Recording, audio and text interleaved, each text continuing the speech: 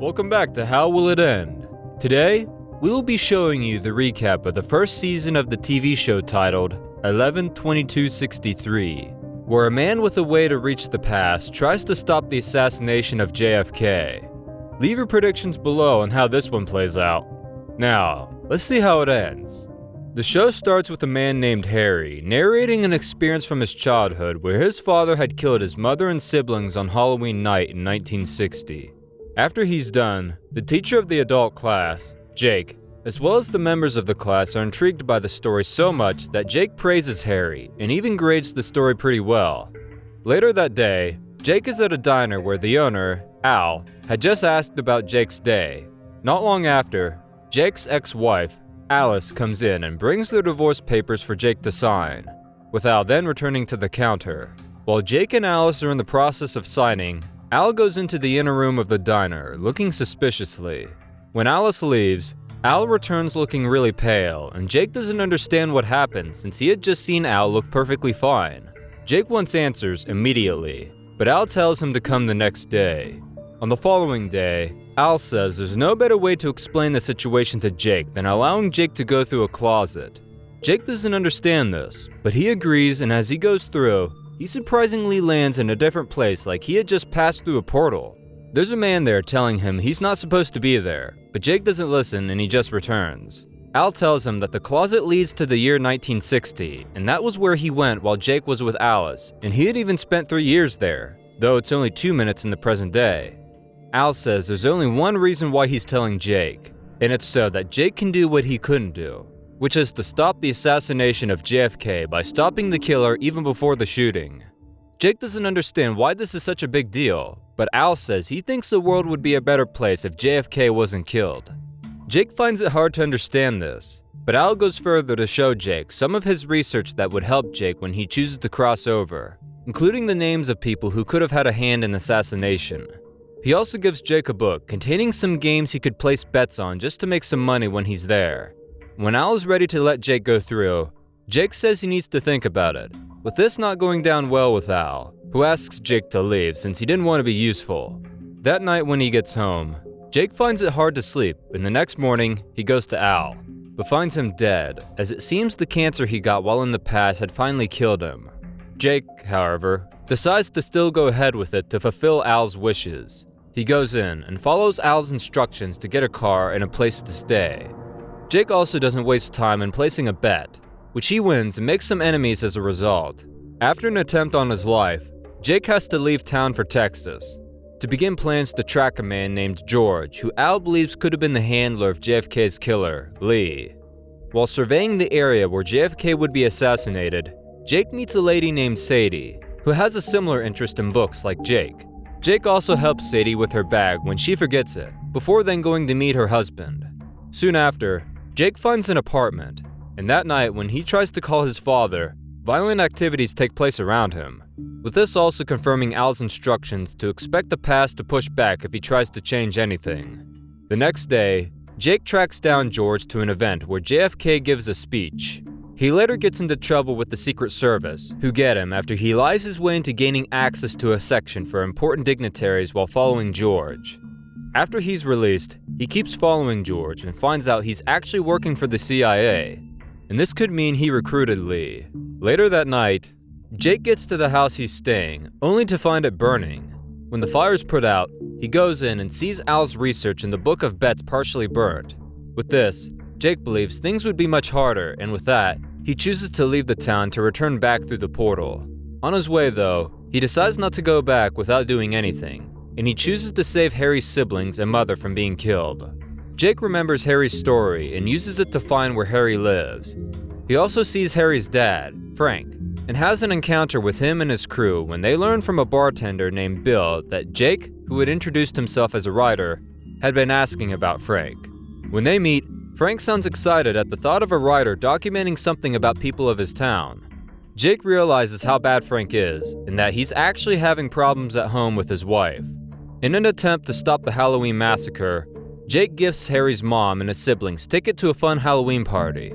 But Frank finds out and leaves his wife with bruises, after which he beats up Jake, with Bill seeing this as well. That night, Jake buys a gun and decides to take action on Halloween night. He plans everything out, but just as he's waiting to strike when Frank gets home, Bill interrupts because he's been suspicious of Jake. It turns out, he's also out to get Frank for killing his sister who had been married to him. When Bill still doesn't understand why Jake is out there, Jake tells him he's from the future and he knows Frank would murder his family that night. Things go just as expected, but Jake takes control of the situation and kills Frank before then choosing to leave town. He eventually makes a stop, and as he's justifying his reason for killing Frank, Bill shows up with the front page of a newspaper showing the news that JFK would be killed, with Jake apparently forgetting his things at the place he stayed and Bill finding it.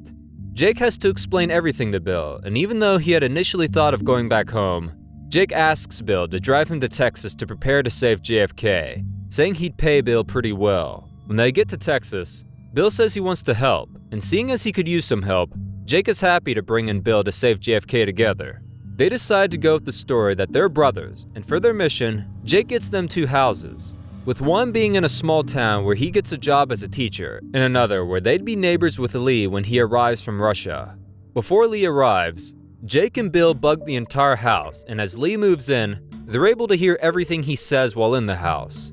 George also happens to show up sometimes, and as Jake and Bill keep watch of both men, they realize that George is actually riling Lee up to kill a man named Walker, who is a general who has a different view of a better America from what Lee believes in.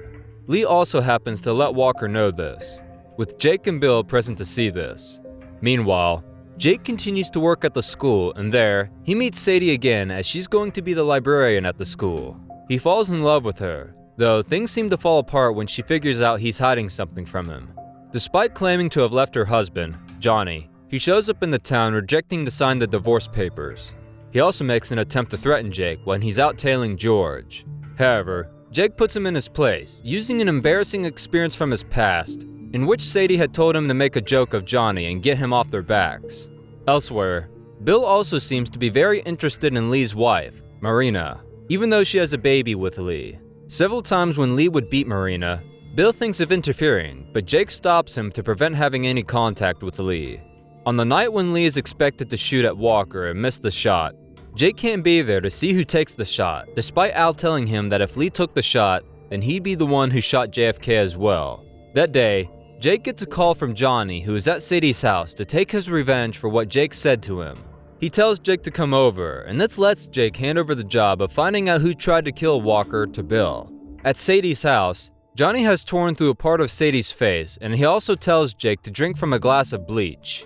Luckily, some students come over to see Sadie, and while answering the door, Jake tells them to call the police.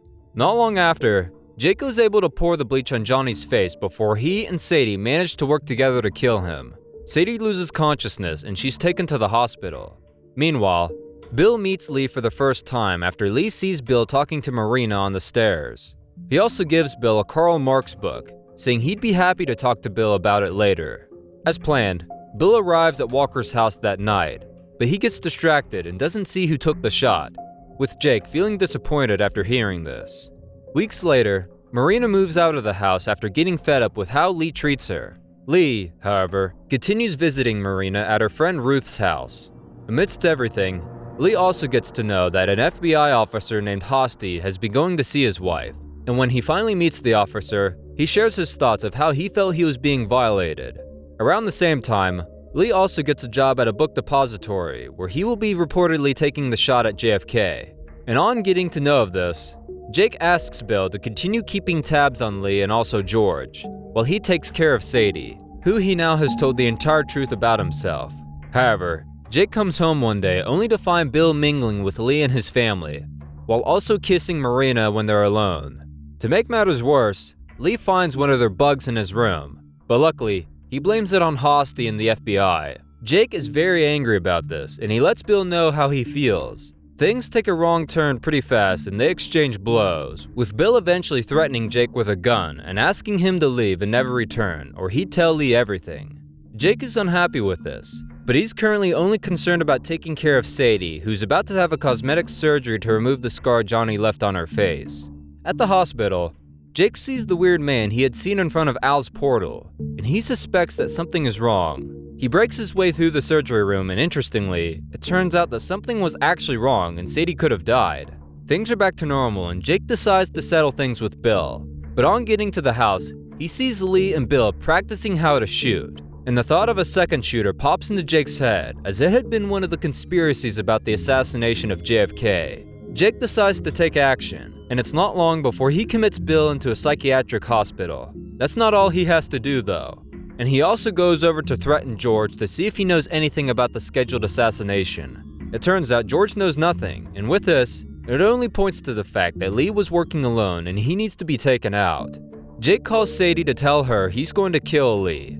But before he can do anything, a bet he placed in the past comes back to haunt him. As it turns out, he and Bill had placed similar bets at different places owned by the same man, and he doesn't take it lightly as he makes sure to beat up Jake badly, that he has a head injury and can't remember anything.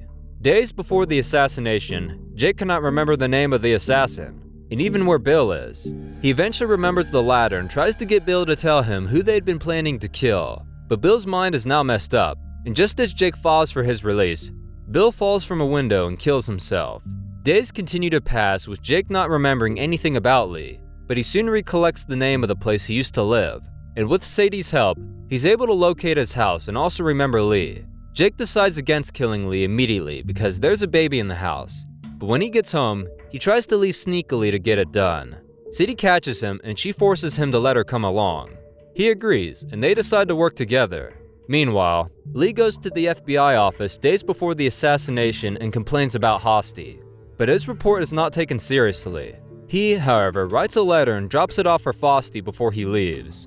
After a failed attempt to reach Lee's gun before he takes it, Jake and Sadie are left with the option of stopping Lee on the day of the shooting. They decide to stay close enough, and that night before the assassination, Jake zones out and sees the man from the entrance of the portal again. This time, the man tries to advise him, saying he can't change the future and Jake would only find himself in a loop just as he has with his daughter, who he had been trying to save severely until he got old. When he's back to reality, Jake tells Sadie he's scared and he's no longer sure as he feels they should let history run its course. Sadie says he came for a reason and he has to do it. That night, they sleep off and eventually wake up just a few hours before the shooting. The car doesn't work, and Jake figures out that the past is trying to push them back. It even gets worse as Jake bumps into the ghosts of Frank, Johnny, and Bill. He manages to get over this and continues to aim to reach the scene of the crime right in time because all 3 shots Lee reportedly takes, he misses the first one, and that can be their window to save JFK. Meanwhile, Lee has prepared his gun for the shot as he tries to be calm. On the other hand, Jake and Sadie reach the building just as JFK's motorcade is about to pass, and despite meeting the door to the building locked, Jake has to threaten Lee's co-worker to open it and also report to the cops that Lee was about to kill the president. From there, they take a long walk to the 6th floor, and as JFK passes, Lee takes the first shot. He misses as expected, and as he's about to take the next shot, Jake and Sadie are right on time to stop him, though he's pissed and wants to kill them. After a while shooting around, Lee is attacked by Jake, who then kills Lee. Just then, Jake finds out that while Lee was shooting around, he had shot Sadie. Sadie is unable to make it and she dies, with cops then coming in to arrest Jake. When he's in the interrogation room, the police chief doesn't believe Jake's story that Lee had told him he was going to kill JFK, and that was what led him to the building to stop Lee. Hosty is also in the room, and as Jake seems to accuse Hosty of knowing about Lee's intentions, Hosty asks the police chief to leave, saying the FBI was now in control. As the police chief leaves, Hosty tries to threaten Jake, but Jake doesn't fall for it as he even says Hosty's superior will come in and ask him to burn the letter Lee had written to Hosty, implying he'd do something that would change the world. The exact same thing happens and Hosty is surprised, but before he can get the answers he's looking for, JFK calls to thank Jake and gets released afterwards. From there, he heads back to the portal, but as he enters, Al's diner is no longer there, and the town looks like a war zone. Jake soon finds Harry, and while they're at an abandoned factory that Harry says he's now living in, Harry says he remembers Jake as the one who saved him and his family. He, however, wonders if Jake is an angel because he still looks young, but Jake says it's hard to explain. Harry goes further to say that things weren't better for his siblings after that, and he lost connection with them after their mom died. Jake asks about JFK's tenure, and he learns that things were not as better as Al had said, and a war had even happened during the tenure of the next president. Jake says he's got to go back and reset everything, but as he enters through the portal, he sees Sadie and goes after her. He, however, decides against bringing her along or spending time in the past, as it would only keep him in a loop like the other man. He says goodbye to her and returns how he left things. Much later, he searches for Sadie's name online and finds out she's to be awarded for her outstanding work as a librarian in a small town. Jake goes there, and as she's awarded, he sees a very much older Sadie. After receiving the award, Jake asks her to dance with him. An older Sadie is amused by how happy he is just by looking at her. Jake asks her if she had a better life, and when he hears it was good enough, he smiles and says it's what she deserves. And that is how it ended. Make sure to subscribe and turn on notifications so you can watch more videos like this. And if you would like to give this a watch for yourself and support the movie, we always link it in the description below to save you the trouble. Thanks for watching.